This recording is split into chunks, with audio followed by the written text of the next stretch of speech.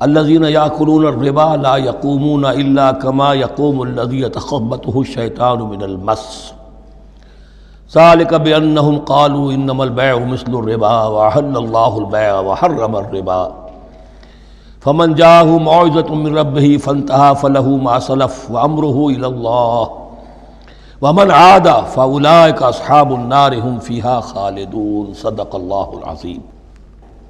ابھی سورہ مبارکہ کا وہ رکوع ہم پڑھ رہے ہیں کہ جو آج کے حالات میں اہم ترین ہے، اس لیے کہ اس دور میں اللہ کے خلاف بغاوت کی سب سے بڑی شکل تو ہے غیر اللہ کی حاکمیت کا تصور۔ سب سے بڑا شرک یہ ہے،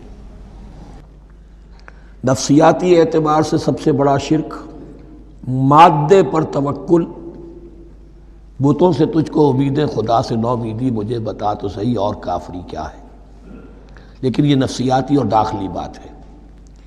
خارجی اور واقعاتی دنیا میں سب سے بڑا شرک اس وقت وہ غیر اللہ کی حاکمیت، جو اب عوامی شکل اختیار کر گئی، عوامی حاکمیت۔ اور اس کے بعد اس وقت کے گناہوں میں، بدعملی میں سب سے بڑا فساد جو ہے وہ سود کی بنیاد پر ہے۔ سب سے بڑا فتنہ، سب سے بڑا فساد دنیا میں جو اس وقت سب سے بڑی شیطنت ہے، جو یہودیوں کے ذریعے سے پورے گلوب کو اپنی گرفت میں لینے کے لیے بےتاب ہے، وہ یہی ہے جو سود کا ہتھ کنڈا ہے، اس کی حرمت۔ الذین یاکلون الربا، اب ربا کا مسئلہ شروع ہو رہا ہے، جو سود کھاتے ہیں۔ وجہ کیا ہے؟ اصل مسئلہ ہے اس سرپلس ویلیو کا۔ آپ کا کوئی شغل ہے، آپ کی ملازمت ہے، آپ کما رہے ہیں، آپ کا خرچ پورا ہو رہا ہے، کچھ بچت بھی ہو رہی ہے۔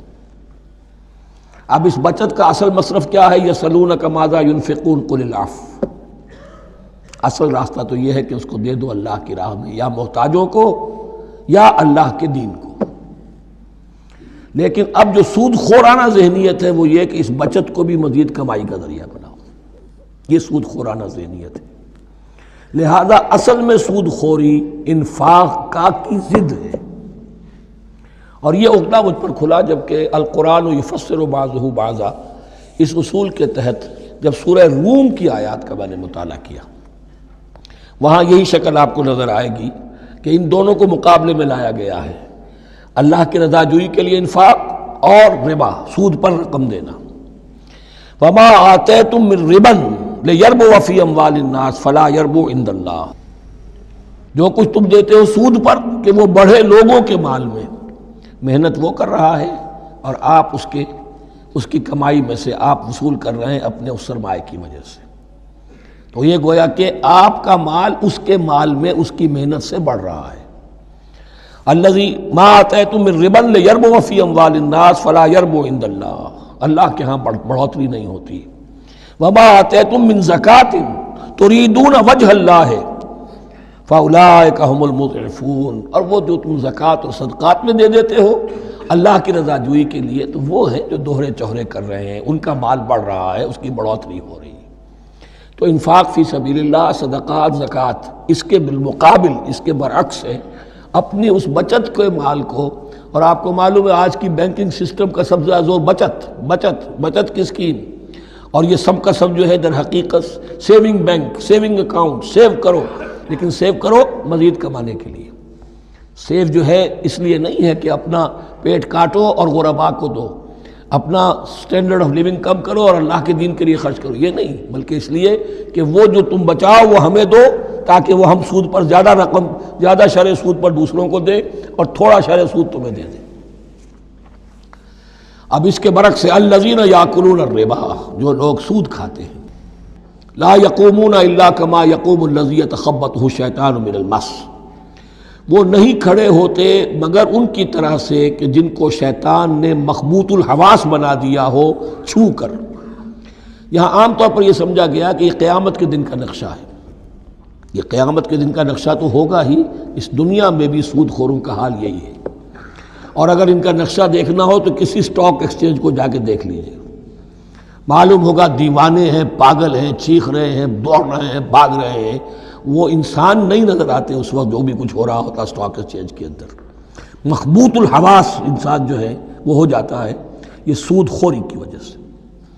الذین یاکلون الربا لا یقومون الا کما یقوم الذی یتخبطہ الشیطان من المس ذلک بانہم قالوا انما البیع مثل الربا. اور ان کے سب سے بڑھ کر مخبوط الحواس ہونے کا مظہر یہ ہے، یہ اس لیے کہ وہ کہتے ہیں کہ بیع بھی تو ربا کی طرح ہے، بیع بھی تو سود ہے. میں نے 100 روپے کا مال خریدا 110 میں بیچ دیا، 10 بچ گئے، یہ ربا ہے. ربا جائز ہے. 100 روپے کسی کو دیے اور 110 لیے، یہ سود ہو گیا. بھائی کیوں ہو گیا؟ 100 روپے کی شے دے دی، یہ 100 روپیہ دے دیا، کیا فرق پڑا؟ 10 لاکھ کا مکان بنایا، 4000 کے قرضے کے ماہانہ کرائے پر دے دیا، جائز ہو گیا. 10 لاکھ کسی کو دیا اور اس سے 4000 روپیہ مہینہ دینا شروع کیا، یہ سود ہو گیا، حرام ہو گیا. عقلی طور پر یہ باتیں ہیں کہ جو سود کے حامیوں کی طرف سے کہی جاتی ہیں. انما البیع مثل الربا، بیع میں بھی جو نفع ہوتا ہے. ربح اور ربا یہ میں اس وقت بیان کر چکا ہوں سورہ بقرہ کے دوسرے رکوع کے ضمن میں. تو یہ جان لیجئے کہ اس ظاہری سے مناسبت کی وجہ سے ان کا مخبوط الحواس لوگ جو ہیں وہ اس دونوں کے اندر کوئی فرق محسوس نہیں کرتے. یہاں اللہ تعالیٰ نے ان کے قول کا عقلی جواب نہیں دیا، بلکہ جواب کیا دیا؟ احل اللہ البیع وحرم الربا. اللہ نے بیع کو حلال قرار دیا ہے اور ربا کو حرام قرار دیا ہے. اب تم بات یہ کرو، اللہ کو مانتے ہو یا نہیں؟ رسول کو مانتے ہو یا نہیں؟ قرآن کو مانتے ہو کہ نہیں؟ یا اپنی عقل کو مانتے ہو؟ اگر تم مسلمان ہو، اگر تم مومن ہو تو اللہ کا حکم جو وہ فرمائے، نہ صرف اللہ کا، جو رسول کا ہے. ما آتاکم الرسول فخذوہ وما نہاکم عنہ فانتہوا. جو کچھ رسول تمہیں دے لے لو، اور جس چیز سے روک دے رک جاؤ. یہ تو شریعت کا معاملہ ہے. ویسے اس میں جو فرق واقع ہوتا ہے وہ یہ ہے کہ ایک ہے فلوئڈ منی، فلوئڈ کیپٹل، ایک ہے فکسڈ کیپٹل. مکان 10 لاکھ کا ہے، لیکن مکان سے جو شخص رہ رہا فائدہ کیا اٹھائے گا؟ 1 مہینے رہے گا نا، بس اس کا بدل آپ نے لے لیا. 10 لاکھ روپے کسی کو نقد دے دیے، وہ کسی کام میں لگائے گا. 12 لاکھ بھی بن سکتے ہیں، 15 بھی لگ سکتے ہیں، 8 بھی رہ سکتے ہیں. اس میں آپ نے فکسڈ اگر لیا تو یہ حرام ہے. ان دونوں میں اگرچہ عام طور پہ کہا جائے گا یہ بھی کیپٹل ہے وہ بھی کیپٹل ہے، مکان بھی تو سرمایہ کی ایک شکل ہے، لیکن یہ فکسڈ کیپٹل ہے، اس کی شکل بدل نہیں رہی ہے. اس مکان میں تو ایک شخص رہ جائے گا، سکنا ہوگا، اس کی رہائش ہے، یا آپ کہیں گے اس کی ویئر اینڈ ٹیئر ہے تو اس کا آپ نے بدل لے لیا، بس ختم. لیکن وہ جائے گا، وہ مکان آپ کے لیے رہ جائے گا. لیکن یہ کہ 10 لاکھ جس کو دیا نقد، وہ کاروبار کرے گا، کچھ اور کہیں لگائے گا، اس کے اندر اضافہ بھی ہو سکتا ہے، کمی بھی ہو سکتی ہے. اس میں پھر فکسڈ پروفٹ لینا یہ ہے حرام، اور ان دونوں میں کوئی مناسبت نہیں. لیکن اللہ تعالیٰ نے یہ جواب نہیں دیا. جواب دیا احل اللہ البیع وحرم الربا فمن جاءہ موعظۃ من ربہ فانتہی فلہ ما سلف. تو جس شخص کے پاس اس کے رب کی طرف سے یہ نصیحت پہنچ گئی اور وہ باز آ گیا، رک گیا، فلہ ما سلف، تو جو کچھ پہلے وہ لے چکا ہے وہ اس کا ہے، وہ اس سے واپس نہیں لیا جائے گا، حساب کتاب نہیں کیا جائے گا کہ تم اتنا سود کھا چکے ہو واپس کرو. لیکن اس کا یہ مطلب بھی نہیں کہ اس کا کوئی گناہ ان پر نہیں ہوگا. وَأَمْرُهُ إِلَى اللَّهِ، اللہ کے حوالے رہے گا، معلق رہے گا. اللہ چاہے گا تو معاف بھی کر دے گا، اور اللہ چاہے گا تو پچھلے سود کے اوپر بھی اس کی سرزنش ہوگی. أَمْرُهُ إِلَى اللَّهِ وَمَنْ عَادَ، لیکن اس نصیحت کے آنے کے بعد بھی جس نے دوبارہ یہ حرکت کی فَأُولَٰئِكَ أَصْحَابُ النَّارِ هُمْ فِيهَا خَالِدُونَ، تو یہ جہنمی ہے اور اس میں ہمیشہ ہمیشہ رہے گا.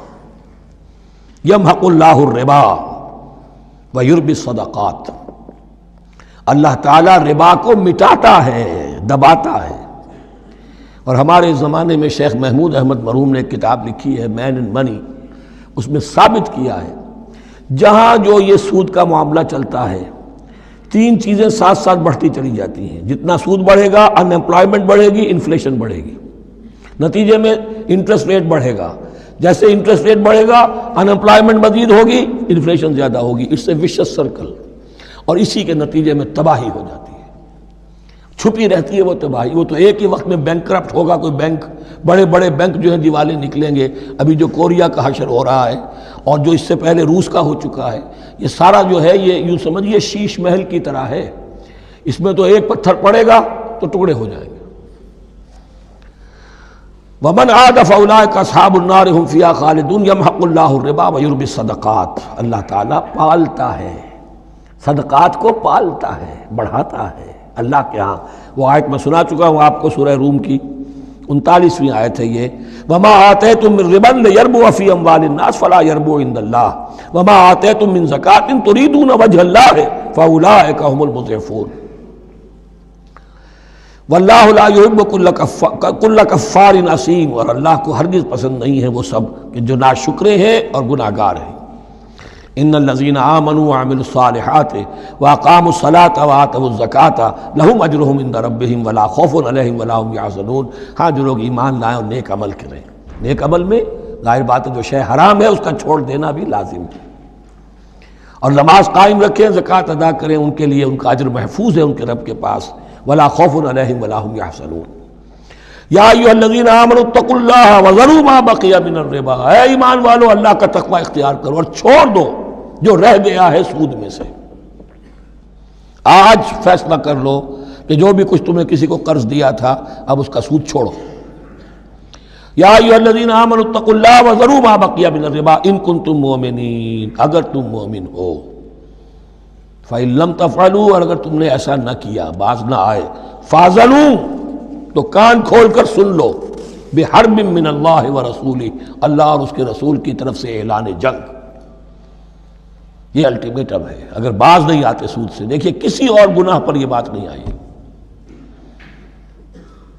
اللہ اور اس کے رسول کی طرف سے اعلان جنگ. وَإِن تُبْتُمْ فَلَكُمْ رُءُوسُ أَمْوَالِكُمْ. اگر تم توبہ کرو تو تمہارے جو اصل راس المال ہے وہ تمہیں لوٹا دیے جائیں گے. سود چھوڑ دو، راس المال واپس لے لو. لا تظلمون ولا تظلمون. نہ تم ظلم کرو سود لے کر اور نہ تم پر ظلم کیا جائے کہ تمہارا راس المال بھی دبا دیا جائے. لا تظلمون ولا تظلمون. وَإِن كَانَ ذُو عُسْرَةٍ. اور اگر تمہارا جو مقروض ہے وہ تنگی میں ہے، وہ تنگ دستی میں ہے، فَنَظِرَةٌ إِلَىٰ مَيْسَرَةٍ. تو انہیں انتظار کرو، پھر اسے مہلت دو کہ اس کے ہاں کشادگی پیدا ہو جائے، آسانی سے وہ آپ کی رقم، آپ کا قرض واپس کر سکے. لیکن اس سے بھی آگے وَأَن تَصَدَّقُوا خَيْرٌ لَكُمْ. تم صدقہ ہی کر دو.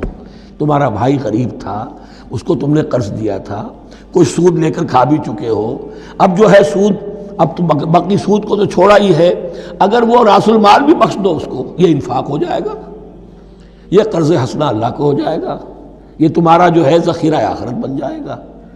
تو یوں سمجھیے کہ جو بھی جو ہے جس کو سرپلس ویلیو میں نے کہا تھا اسلامی معیشت کے اندر جو بچت ہے آپ کی، اس بچت کا سب سے اونچا مصرف کیا ہے؟ صدقہ دے دو، انفاق کر دو. اس سے کم تر کیا ہے؟ قرض حسنہ. قرض دے دو کسی کو تاکہ وہ اپنی ضرورت چلا لے، اس کا کاروبار رکا ہوا تھا وہ چل پڑے گا اور تمہیں پھر وہ اپنی اصل رقم واپس کر دے گا. یہ قرض حسنہ اس سے کم تر درجہ ہے. تیسرا درجہ ایک اور بھی ہے جو جائز تو ہے مکروہ، پسندیدہ نہیں ہے. تم زیادہ ہی خسیس ہو، چلو مزاربت پر دے دو، اور مزاربت یہ ہے کہ رقم تمہاری کام وہ کرے گا. اگر بچت ہو جائے تو تم بھی لے لینا، اگر نقصان ہو جائے تو کوئی تاوان نہیں لے سکتے اس سے. یہ ہے مزاربت. اس کے بعد اگر تم کہو کہ میں دے رہا ہوں، مجھے اتنے پرسنٹ تو بہرحال تم نے دینا ہی دینا ہے، اس سے بڑھ کر حرام شے کوئی نہیں.